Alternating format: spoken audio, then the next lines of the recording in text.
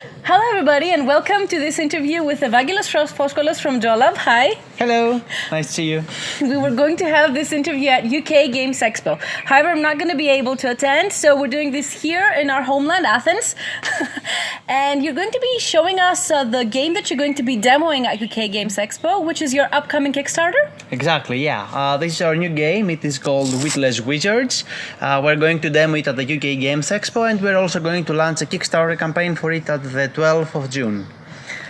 We played a game of that one a bit earlier. It was a very, very fun game. Thank we you. enjoyed it. So tell us a bit about the game, how it plays, and then I'm going to ask a few questions. Yeah, of course. Witless Wizards is a card game. In the game, we are powerful wizards that since the beginning of time, we have been trying to acquire all knowledge about spells, about fighting techniques, and finally, after those thousands of years, we have been summoned to fight to prove who is the strongest of us all. But since the beginning of time was a little long time ago, we are a little old, and time has taken its toll. So we are a little bit forgetful, so we might not remember what each spell does, and we're very strong, but only if we remember our spells correctly. So we have seen that there are different decks in the game. I'm going to call it factions. I'm not sure if you call it that way. Sure, factions works. So we have medieval, pirate. Yeah, we have the sci-fi, we have the samurai, and we have the magic faction, the magic decks.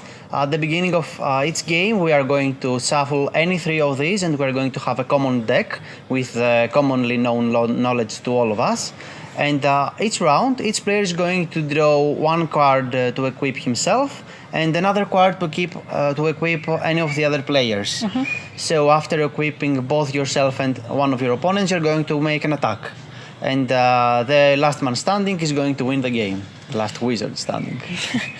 So the game does have player elimination, but didn't feel like, someone is out of the game and then they get bored or something. It's because the game is super fast, like it's a 20 minutes game or something like that. So when you're going to be eliminated, if you're not the winner, you're going to wait like 5 minutes or something like that. Yeah, and it's a very easy game to play, and you can play multiple times, one after the other. So, okay, tell me about which is your favorite combination of decks. It's always hard. What we love about the decks is that each deck makes great combos with itself, actually. So every time you combine any three decks, you have a totally different game experience, because the game is very fast and it's really dependent on the cards of the decks, actually. I think the most fun decks are the magic deck and the sci-fi, because they're quite the opposite. Because the magic deck gives you a lot of concentration cubes that you need in order to cast powerful spells. When the sci-fi deck, on the other hand, has very simple abilities, like it has almost no abilities at all, but it's big on the numbers, the attack value and the defense value of its cards. Yeah, it's going to surprise you how big the numbers are on this deck. Yeah, they're from the future.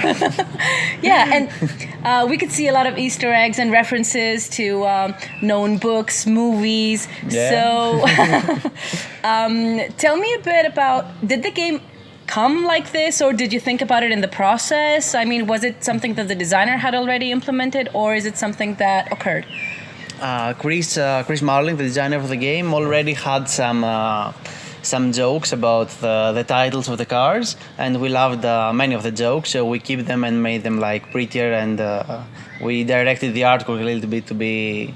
We wanted the cards to be mostly humorous. We didn't want the game to take itself too seriously. We wanted to have some fun looking at the cards, because every round you're going to draw a card, and we want the players to have like a small giggle when they look at it.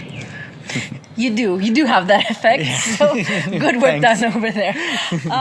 Okay, and the Kickstarter is going to launch on June 12th, as we said. Yeah. So tell us a bit about how the campaign is going to be, if you're going to have many stretch goals, and is it going to be like upgrades of the existing components or new things or whatever? Well, we start the game with as great components as we want to get. So there's not going to be like any component upgrades during the campaign.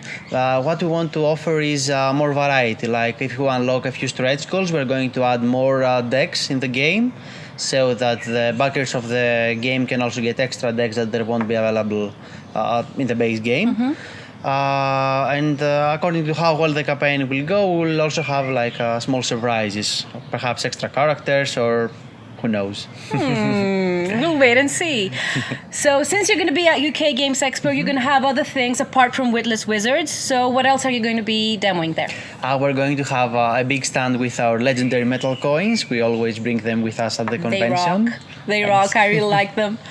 And we're going to also have Mystic Scrolls, which is our most recent game before Witless Wizards, which is also made from the same artist, the Asterman Studio, which we really love. Which is a speed dice game about wizards again, but much younger. They're at the beginning of their magic career. It's the prequel, right? Exactly. I can call it like that. And we're also going to have like demos of our older games as well. Thank you very much for being here with us. Thank you very much for having us. Enjoy UK Games Expo, guys. Bye-bye.